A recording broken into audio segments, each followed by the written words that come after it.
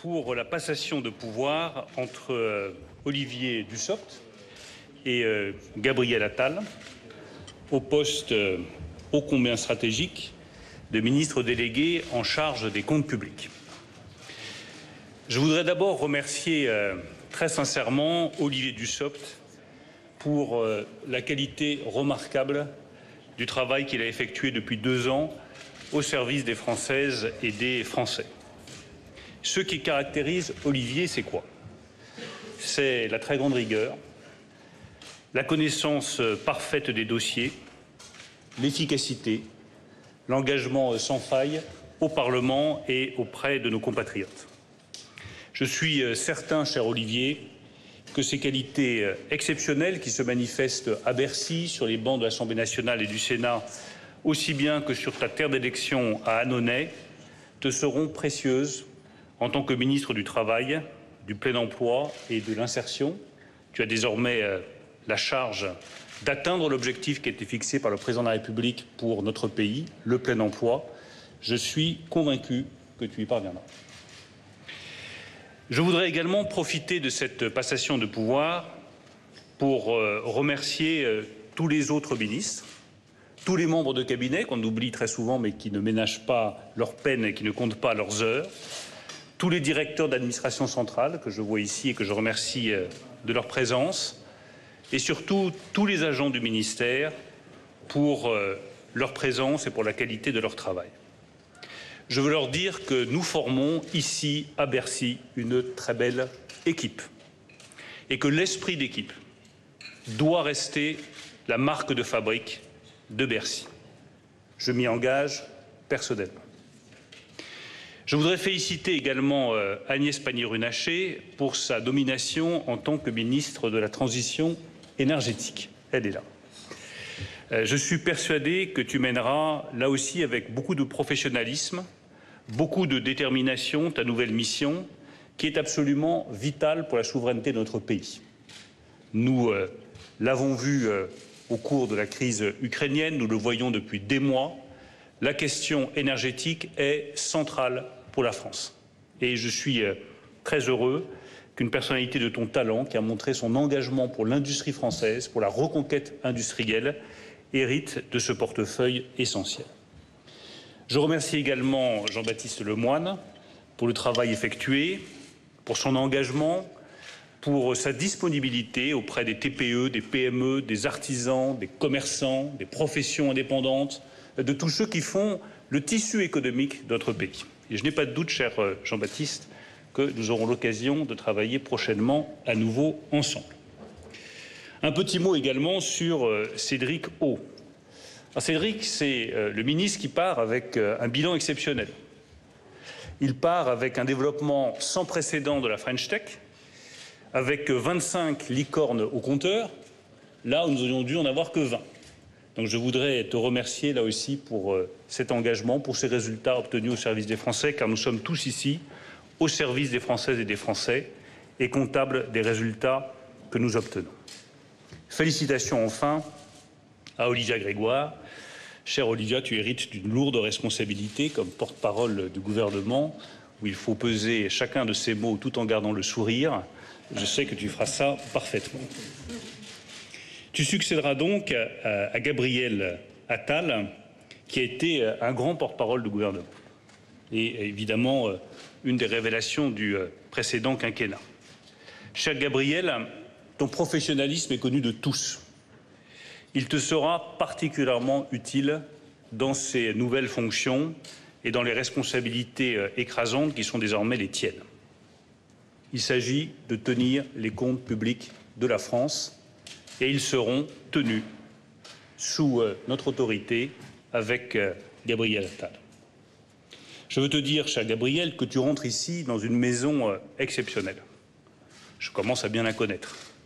Bercy est une maison exceptionnelle, avec des agents exceptionnels, de compétences, de technique, de dévouement, de sens de l'État, de connaissance et de maîtrise de l'intérêt général. Je veux leur rendre un hommage appuyé et les remercier pour tout ce que nous avons fait ensemble depuis 5 ans et surtout tout ce que nous ferons dans les 5 années qui viennent. Rien n'est possible sans eux.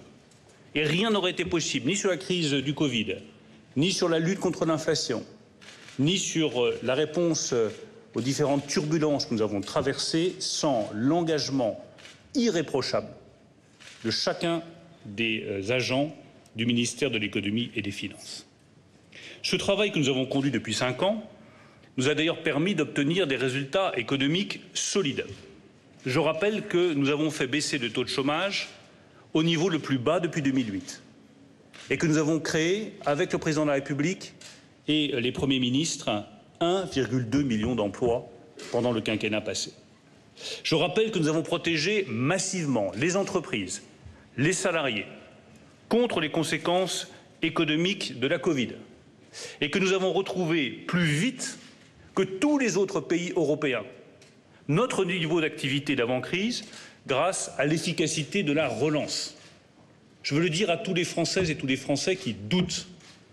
Les résultats sont là. Nous avons fait de la France le pays le plus attractif en Europe pour les investisseurs étrangers. Et nous avons pris très vite la mesure de risque inflationniste. Nous avons, comme nous l'avons toujours fait depuis 5 ans, anticipé. Dès octobre 2021, nous avons mis en place un bouclier tarifaire sur l'électricité. Nous avons gelé le prix du gaz. Nous avons accordé une remise sur les prix du carburant.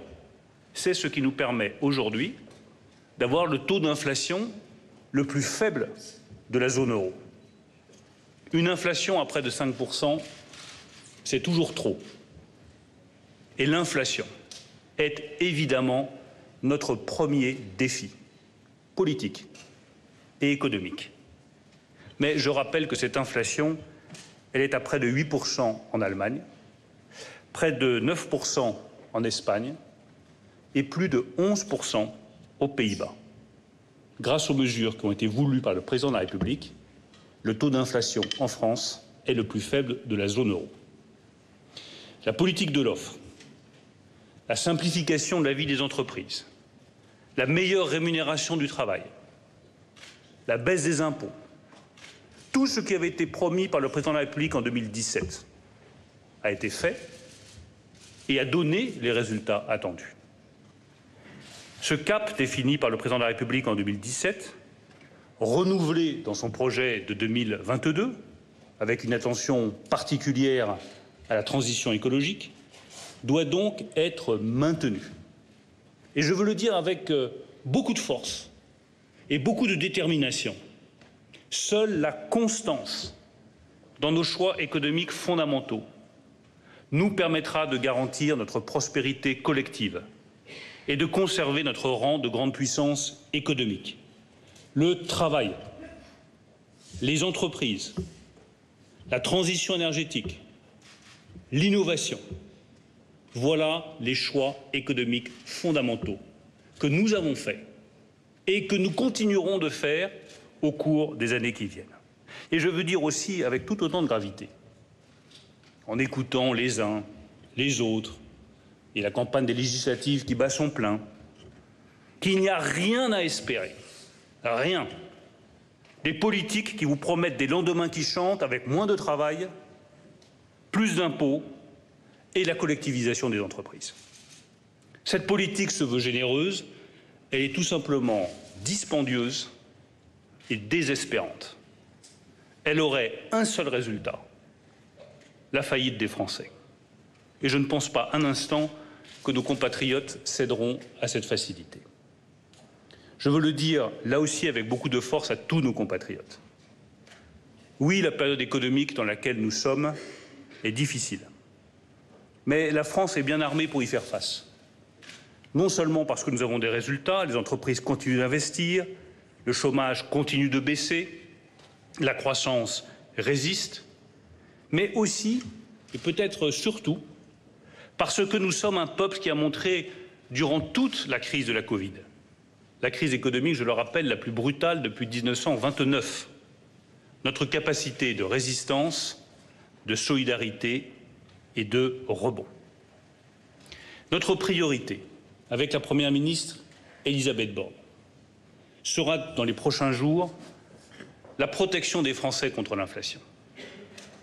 Je veux dire, à la fois comme membre du gouvernement, mais aussi comme élu local, à quel point l'augmentation générale des prix pénalise tous les Français. Je mesure à quel point elle affecte ceux qui travaillent, ceux qui n'ont pas d'autre choix que de prendre leur véhicule pour se rendre sur le lieu du travail ou pour exercer leur profession d'aide-soignante, d'assistante médicale. Je mesure à quel point la charge financière est lourde, difficile, angoissante pour des millions de nos compatriotes. Je mesure que l'augmentation des prix fragilise les ménages qui sont confrontés à la hausse des prix alimentaires, qu'elle alourdit la facture des entreprises, des patrons de PME, de TPE qui voient flamber le cours des matières premières dans le bâtiment, dans les travaux publics et ailleurs, quand elles ont encore accès à ces matières premières. C'est parce que nous mesurons ici parfaitement l'angoisse, l'inquiétude de nos compatriotes que nous voulons, avec Elisabeth Borne, avec Gabriel Attal, continuer à apporter une réponse forte à l'inflation. Dès demain, avec Gabriel Attal, nous nous attellerons à la préparation du projet de loi sur le pouvoir d'achat. Je veux être clair. Protéger le pouvoir d'achat des Français, cela passe d'abord par le travail et la bonne rémunération du travail. Et cette constante de la politique du président de la République et de la majorité sera maintenue. Défendre le pouvoir d'achat, c'est évidemment également protéger contre l'augmentation des prix. C'est le bouclier tarifaire, c'est la ristourne, tous ces dispositifs que nous avons décidé de maintenir. Mais je veux être tout aussi clair, chacun doit participer à la lutte contre l'inflation. Tout ne peut pas reposer sur les épaules de l'État, parce que l'État, c'est la dépense publique, et la dépense publique, c'est l'argent des Français. Il faut donc que la charge soit équitablement répartie. Je recevrai donc dès lundi les acteurs économiques pour étudier avec eux comment ils peuvent eux aussi participer à la protection des Français contre la hausse des prix, que ce soit par la prime Macron, la prime défiscalisée qui permet d'augmenter les salaires, que ce soit par les salaires eux-mêmes, et je n'ai jamais caché depuis 2 ans quel point cette question des salaires, de la juste rémunération du travail était centrale dans notre capacité à maintenir la cohésion de la nation. Ou enfin, par des engagements de filière et de responsabilité entre les grands donneurs d'ordre et les plus petites entreprises. C'est tout cela que nous allons étudier dès le début de la semaine prochaine avec les acteurs économiques en mettant les sujets sur la table et en essayant d'y apporter les réponses les plus fortes possibles. Cette action-là, elle devrait être conduite en maintenant les 2 fondamentaux de notre stratégie économique. Le renforcement de la souveraineté industrielle et numérique, pour laquelle Agnès Pannier-Runacher s'est battue avec autant de détermination, et la maîtrise des comptes publics. La souveraineté industrielle, elle a toujours été notre priorité et elle nous a permis de renverser enfin la vapeur de la désindustrialisation du pays, qui a été un drame politique et un drame économique pour la nation française depuis plus de 30 ans. Nous voulons consolider le tissu industriel du pays. Nous voulons des usines, nous voulons des ouvriers, nous voulons des ingénieurs. Nous voulons que la France produise plus, mieux, en respectant nos engagements climatiques. Mais c'est un défi considérable parce qu'il en va de la prospérité de la nation française et il en va de la cohésion de nos territoires. Je l'ai dit à plusieurs reprises, quand une usine ferme, c'est une permanence du Rassemblement national qui ouvre. Je préfère que ce soit des usines qui ouvrent, des lieux de production et des sites industriels.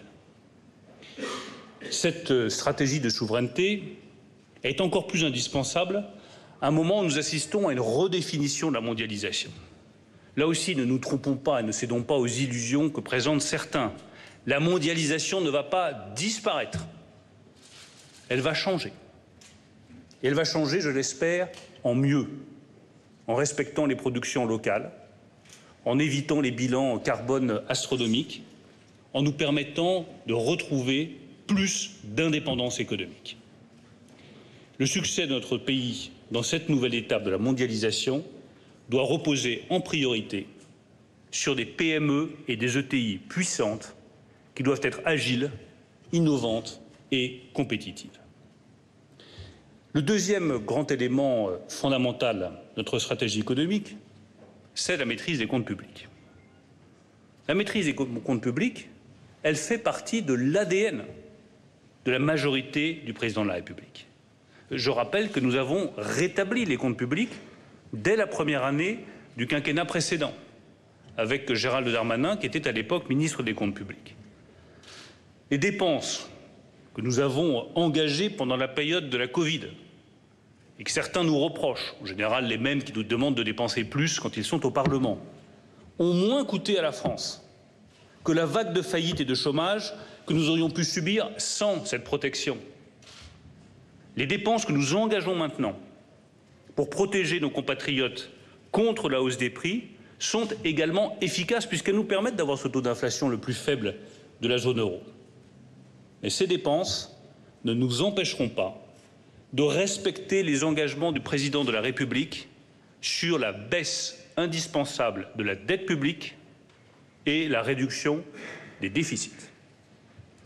Nous présenterons donc dans les prochaines semaines avec Gabriel Attal notre trajectoire de finances publiques pour le quinquennat qui traduira ces engagements.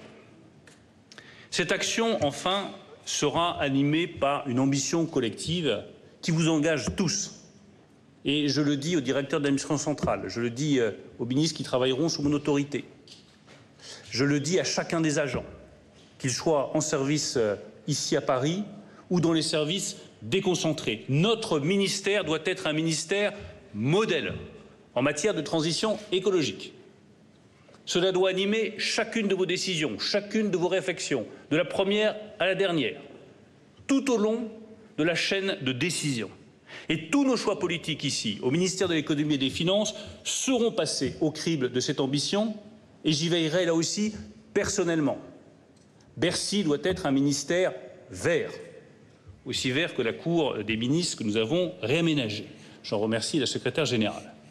La décarbonation industrielle, les garanties du Trésor, les finances publiques avec le budget vert, la nature des investissements dans lesquels nous engageons de l'argent public, c'est une attente essentielle de tous nos compatriotes, en particulier les plus jeunes. Eh bien, nous devons y répondre parce que nous sommes ici au service des Françaises et des Français pour répondre à leurs attentes et les attentes en matière écologique sont absolument considérables. Nous devons faire plus, nous devons faire mieux et Bercy doit être un ministère modèle en la matière. Dans les années qui viennent, enfin, je resterai évidemment fidèle sur tous les sujets que j'ai indiqués, les comptes publics, la souveraineté industrielle, nos engagements européens, à la méthode qui a toujours été la mienne ici depuis le premier jour. Du dialogue, encore du dialogue, toujours du dialogue. Nous continuerons à dialoguer tous les jours avec tous les acteurs économiques de la nation. Je ne crois qu'au travail en équipe. Je pense qu'on est toujours plus intelligent à plusieurs que tout seul. Et je considère qu'il n'y a aucune vérité qui ne doit être confrontée aux avis, aux opinions, aux convictions des autres pour essayer de parvenir à un résultat qui soit le meilleur possible. Cela m'a guidé pendant 5 ans, cela continuera à me guider dans les années qui viennent.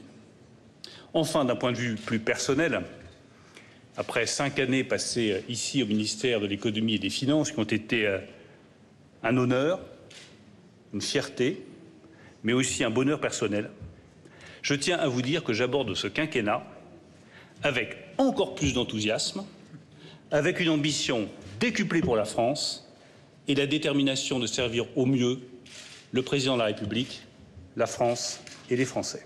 Je vous remercie.